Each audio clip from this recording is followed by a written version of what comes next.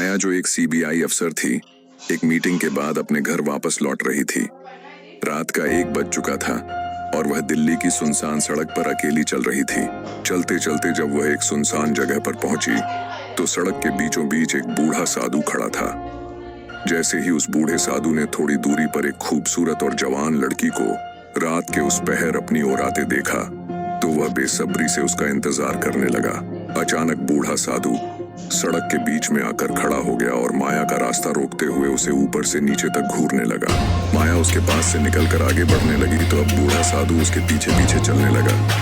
चारों ओर रात का अंधेरा पूरी तरह से छाया हुआ था और माया का दिल जोर जोर से धड़क रहा था।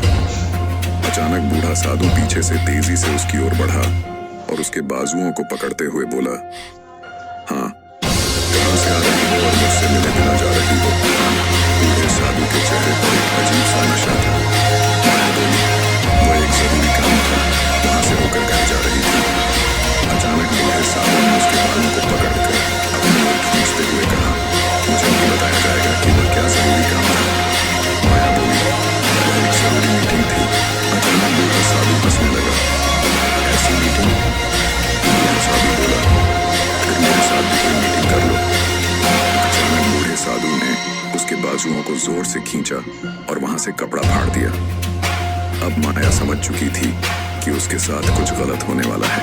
वह धीरे धीरे पीछे की ओर हटने लगी और बूढ़ा साधु उसकी ओर बढ़ने लगा।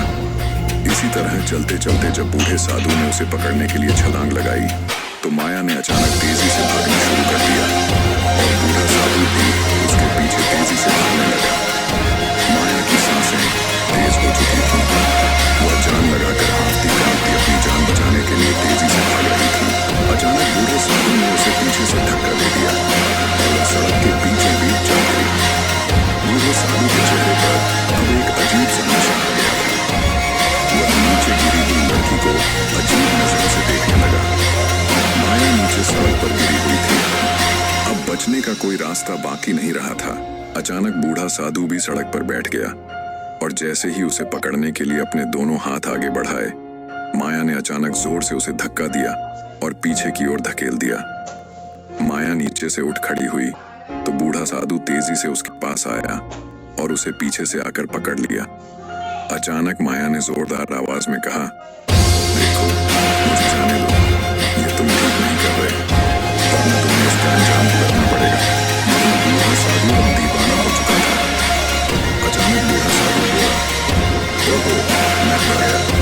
बूढ़े साधु ने अपने पास की भागती होकर उठाई और लड़की की ओर बढ़ने लगा।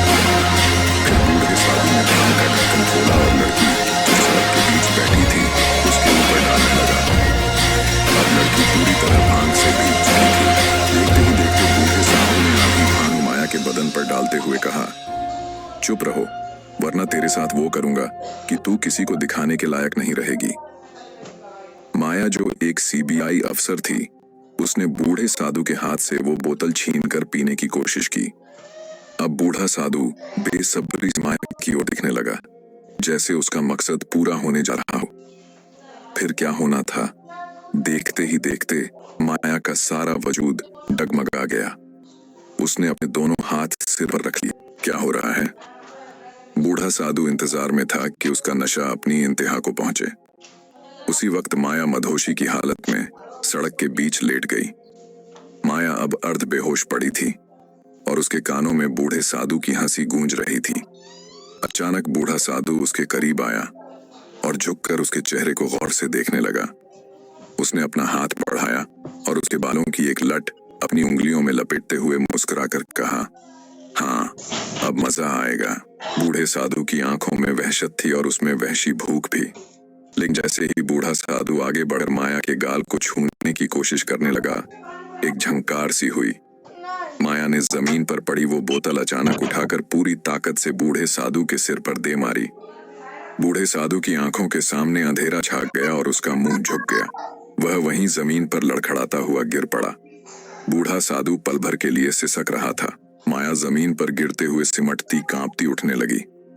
उसकी सांसें तेज थीं, कदम लड़खड़ा रहे थे। नशे की वजह से उसे चक्कर आ रहे थे, मगर वह पूरी ताकत से दूर भागने लगी। तभी जमीन